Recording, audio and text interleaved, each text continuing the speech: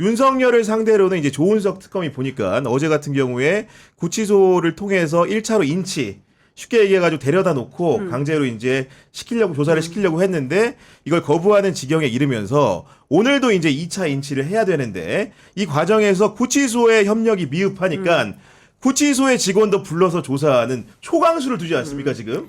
구치소장이 아주 그냥 죽고 싶을 것 같아요. 중간에 끼어가지고 네. 내일 오후 윤석열은 2시까지 데려오라고 했잖아요. 네, 그러니까요. 윤석열은 안 나온다. 음. 버티고 있지.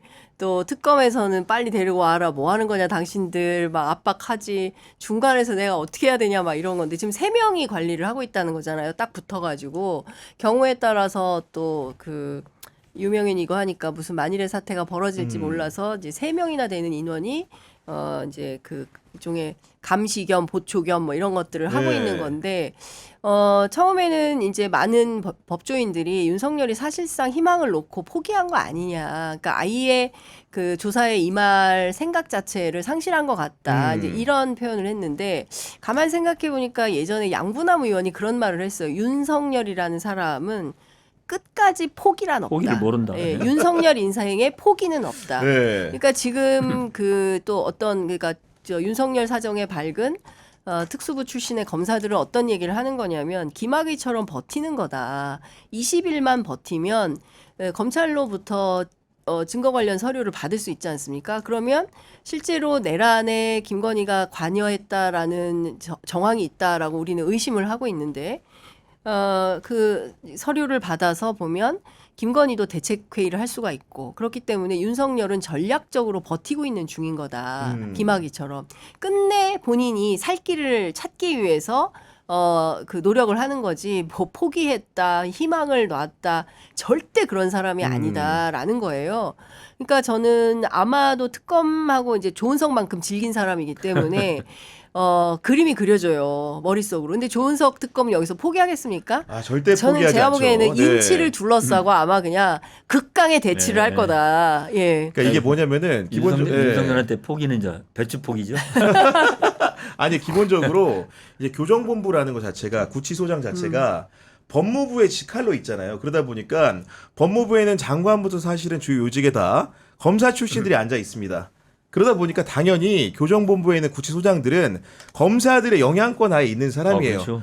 윤석열이 어떤 사람입니까? 검사 중에서 특수부 검사를 하면서 교정본부와 숱한 교류가 있는 사람이기 때문에 기본적으로 데려와라. 인치라는 게 결국 끌어다가 노라는 건데 그걸 이행을 제대로 안 하는데 통상적인 이제 특검들 같았으면 아마도 넘어갔을 텐데 검사를 해서 그 상황을 너무 잘하는 조은석한테는 그게 안 통하는 거예요. 그러니까 구치소장을 압박하고 옆에 지키는 사람들 압박해서 너네 데려올 수 있는데 안 하는 거 다 알고 있거든. 끌고 와.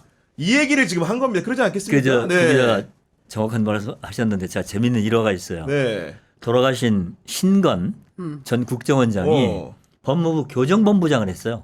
그렇죠. 법무부 네. 교정국장을 했어요. 근데 이분이 있을 때 교도소 그 교도원들의 처우를 대폭 개선해주고 시설도 아주 잘 해줬어요. 근데 이분이 나중에 이제 사건이 생겨가지고 교도소에 갔거든요. 네. 교도관들이 융숭하게 대접을 해주는 거예요. 옛날에 우리를 그렇게 잘해준 분이 왔다고. 처우 개선을 했기 처우 때문에. 개선. 예. 심지어는 그 교도소 안에서 뭐 약간 그 간이식으로 사우나도 할 수 있는 시설까지 만들어주고. 그러니까 지금 교도관들이 네. 그런 게 있다는 게 딱 맞는 말씀이에요. 그러니까 신건전 국정원장도 검사 출신 아닙니까? 그렇죠. 그러면서 사실은 교정본부가 지금은 이제 외부에 다양한 사람들이 할 수 있는 자리가 됐지만 그 당시에는 그때만 하더라도 검사들이 교정국장. 독식을 또 했거든요. 교정국장. 그러니까요. 예. 그러다 보니까 아마도 그런 혜택을 이어서 받는 측면이 없지 않고 윤석열의 그 교정 생활이라는 것도 어떻게 보면은 그런 특혜들을 차단하기 위해서는 처음부터 단속을 해야만 그 이후에 이상한 일들이 없을 거라고 생각을 하기 때문에 조은석 특검이 지금 기선 싸움에서 굉장히 상당하게 세게 나오는 것 같고 왜냐하면 아니 근데 이미 특권을 누리고 네. 있지 않습니까? 그러니까 그 일반 수용자들 다 내보내고 본인 혼자 운동장 쓰고 있는 거잖아요. 그리고 목욕탕 같은 경우에도 시간에 맞춰서 똑같이 나가야 되는데 네. 공동 목욕탕 다 치우고 이 사람 혼자만 쓰고 있는 거잖아요. 그러니까 저는 그 강두구 의원이 페이스북에 올린 것처럼 얼마나 더 많은 특권을 원하는 거냐. 그러니까 그동안에 그 법위에서 행세하고 군림하고 왕처럼 살았던 있던 그 윤석열이 심지어 구치소 감옥에 가서조차도 일반인과 다른 특수계급으로서 대우하지 않는다고. 아니 에어컨 놔달라고 시위를 하는 게 말이 됩니까? 그동안 수많은 사람들은 그냥 무더위에서 버티고 있었어요. 근데 야 에어컨 놔줘 하고 대중을 동원하지 않습니까? 김계리를 통해서. 그러니까 이거는 어찌 보자면 굉장히 그 뭐라 그래야 되나 파쇼적 행동을 하고 있는 거죠. 그러니까 본인이 불편한 것을 이른바 이제 극우 사람들을 동원해가지고 싸워 니네가 싸워서 나를 편안하게 만들어라고 하는 거잖아요. 근데 거기에 동원되는 대중들이 여전히 있는 것이고 영치금 없어 하니까 갑자기 800만 원 모이는 거고 그래봐야 하루에 쓸 수 있는 돈은 2만 원에 불과한 거고 네. 추석 설날 때 조금 더 쓸 수 있고 뭐 소세지 하나 사 먹는 건데 그걸 가지고 이렇게 행세를 하는 거냐. 근데 저는 이런 특권 의식 때문에 결국에는 끝내 비상계엄까지 한 거다. 내가 누군데 내가 누군 줄 알아 이것들아. 거의 이런 태도로 수밀관하게 그러니까요. 네. 온 거예요. 근데 이거를 교도소에서 또 3명을 딱 붙여가지고 대접을 해주고 있는 거 아닙니까? 저는 이 교정 당국 국회 법사위 열어서 서울구치소장 불러가지고 강력하게 물어봐야 된다고 생각. 왜 일반 수용자들하고 똑같이 대우하지 않느냐? 똑같은 미결수다 이 사람도. 거기다가 심각한 이 사람은 내란 사범이다. 그렇죠. 네. 그냥 뭐 무슨 뭐 그 강도나 아니면은 뭐야 절도 이런 사건하고 완전히 격이 다른 사건 아닙니까? 내란을 저지른 사람한테도 저렇게 그 특권 의식을 베풀면 일반 수용자들이 볼 때는 우리는 사람도 아니구나 이런 생각하지 네. 않겠어요? 그러니까 저는 그런 차원에서 똑같이 차별 없이 대우를 해야 된다. 그러니까 우리 특검은 물론이고 국회도 뭐 국회 법사위나 물론 국회의원 전체 우리 특히 민주당에서는 조국혁신당 야당들은 이 사람은 우선 수호지심 부끄러움이라는 건 모르는 사람, 후한무치한 사람. 그리고 낯두껍이 너무 두꺼운 사람. 그렇죠. 네. 그리고 마지막으로는 법꾸라지다. 그러니까 이걸 그대로 알고 대해야지 보통 사람이 아니다. 맞아요. 예, 그렇게 아니, 그러니까 근데 이런 상황쯤 되면은 저는 기본적으로 그 검사들 사이에서도 그 내부망이라는 이 프로스가 있잖아요. 거기에 보면은 윤석열의 특혜를 좀 비난하거나 그리고 검찰총장 출신으로서 뭔가 수사에 제대로 응하고 있지 않은 피의자 윤석열의 자세에 대해서 비판하는 글이 좀 올라오지 않을까 기대를 했는데 거꾸로 임은정 동부지검장이 박정훈 대령하고 그다음에 이제 백혜룡 경정을 불러가지고 만난다고 했더니 김석순이라는 의정부지검 검사가 내부망에 글을 올렸는데 이 만남에 대해서 이게 사실이라면 검사장으로서 적절치 않은 처신을 넘어서 해서는 안 될 일이라고 생각한다는 글을 올립니다. 임은정 검사장에 대해서는 후배 검사들이 끊임없이 흔들고 있는 것 같아요. 그러니까 그 김석순 검사뿐만 아니라 지난번에도 임은정 검사의 글에 대해서 시비 거는 누구였죠? 그 여검사가 또 있었어요. 예, 여검사가 하나 더 있었어요. 갑자기 이름이 생각이 안 나는데. 이런 안미연 검사 안미연 검사가 유명한 검사 아닙니까? 잘 알고 있죠. 예, 네. 그 윤석열의 소위 얘기한 찐윤 검사로 알려져 있는 윤석열이 사람. 승진시킨 검사죠. 그렇죠. 예. 그러니까 저는 그걸 보면 임은정의 동부지검장이 싫은 거예요. 싫고 그러니까 못하게 해야 되는 거죠. 그러니까 모든 일거수일투족이 마음에 안 들고 임은정 정도는 우리가 충분히 흔들 수 있어. 라고 검사들이 생각하는 거 아닌가라는 생각이 좀 드는 것이고요. 저는 백혜룡 경정이나 박정훈 수사단장을 모셔서 모임을 하는 게 왜 문제입니까? 아니 그러니까요. 아니 그리고 네. 얼마나 큰 상징성이 있는 분들입니까? 지금 백혜룡 경정은 여전히 그 본인의 원래 담당 그 관인 그 영등포서의 형사과로 못 들어가고 있잖아요. 그리고 마약 사건 수사하던 사람을 화곡지구대 이제 소위 이제 파출소 소장인 건데 제가 그 현장에 갔었는데 아무것도 없어요. 2층에 그냥 넓은 책상에 있는 거예요. 그리고 본인이 이제 이 그동안 굉장히 조폭, 마약 딱 보더라도 마동석처럼 생겼어요. 운동 굉장히 열심히 하시고 이런 분인데 본인의 주특기를 살려서 열심히 수사해서 아 이번에 내가 세게 승진할 수 있겠구나라고 최대의 마약 스캔들을 그 발각을 했고 이 정부는 마약과의 전쟁을 선포한 정부이기 때문에 생기대를 했던 거예요. 그런데 웬걸 좌천을 시켜버리지 않습니까? 유일하게 이 사람만. 그리고 나머지는 수사방해한 사람들은 싹 다 승진이 됐잖아요.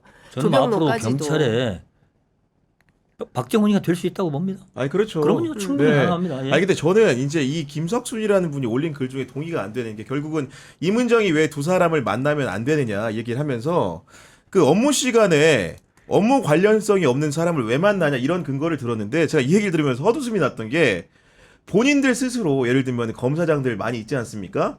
우리 검사장들이 예를 들면은 전관 변호사들 만나가지고 티타임하고 하는 것들을 그러니까. 버젓이 아는 분들이 그분들은 그 사람과 업무 관련성이 있어서 만납니까? 그러니까요. 신고하고 만납니까? 네. 안 그렇다라는 것을 삼척동자도 아는 바인데 이걸 두고 이렇게 문제 삼으니까 네. 제가 너무 화가 나더라고요. 그러니까요. 그러니까 그 이제 그 제 눈에 겨묻은 거는 안 보이는 거죠. 그리고 오로지 그 남에 대해서만 끊임없이 문제 제기를 하면서 그러니까 굉장히 수호지심도 없고 부끄러움도 없고 네. 그냥 남탓만 하고 앉아 있는 거다. 그러니까 검찰을 해체밖에는 다른 대안이 없는 것이고.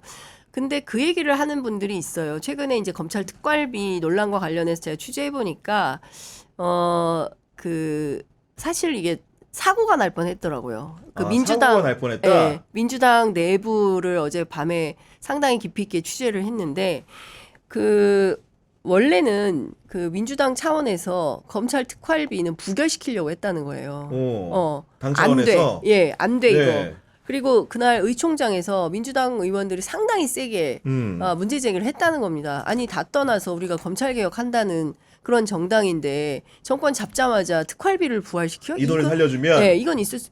대통령실이야 돈이 없으면 당연히 예산을 만들어서 써야지. 당장 들어갔는데 150만 원인가 이거밖에 없었다는 거예요. 홍보 예산 같은 경우에는. 그래서 밥값도 없어서 전전긍긍해 뭐 이런 얘기를 제가 들었거든요.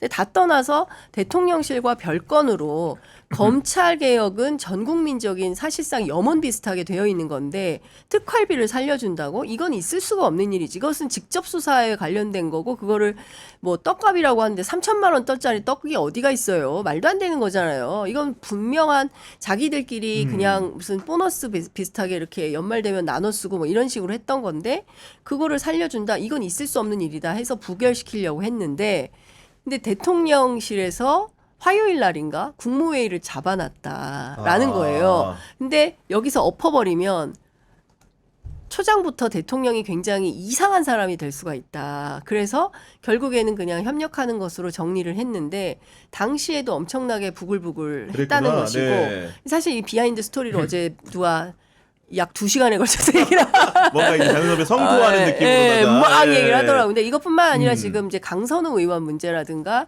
도대체 이진숙 교육부 총리 누가 추천한 거야부터 시작을 해가지고 일정 정도의 그 이제 대중 정서에 맞지 않은 특히 이제 네. 민주당 당원들의 눈높이가 굉장히 높지 않습니까? 맞아요. 네. 그러니까 보도 앞만 생각해도 이거는 갑질은 아니지부터 시작을 해서 이진숙 후보자의 논문 표절 문제 사실 오탈자까지 똑같이 베꼈잖아요. 그래서 김건희 씨하고 똑같은 상황인 거고 이 학위 논문을 검증하는 교수단에서 이 사람 안 된다라고 하는데도 본인 스스로 물러나라고 하는데 버티고 있지 않습니까? 대통령도 곤혹스러워 한다는 거잖아요. 그러니까 이런 일들을 종합을 해보면 민주당은 과거의 윤석열 정권과 완전히 달라야 된다. 그리고 또 어디랑 달라야 되냐면 문재인 정부하고도 달라야 된다. 그러니까 엄격한 기준을 가지고 해야 되는 개혁 과제들을 한치도 미루지 않고 중단 없이 밀어가야 된다라는 게 150만 민주당 당원들의 뜻 아니겠습니까? 근데 그런 측면에서 보면 검찰 특활비도 이거 뭐지? 강선우 의원은 나 이런 사람인지 몰랐는데 그리고 이진숙은 누가 추천한 거야? 이거 이제 이렇게 되는 상황이다라고 민주당 내부 분위기를 네. 뭐 고위 인사가 전해주었습니다. 아까 저 임은정 검사 얘기를 우리 시청자분들께서 꼭 좀 알았으면 하는 거 한 가지만 말씀드리겠습니다. 네.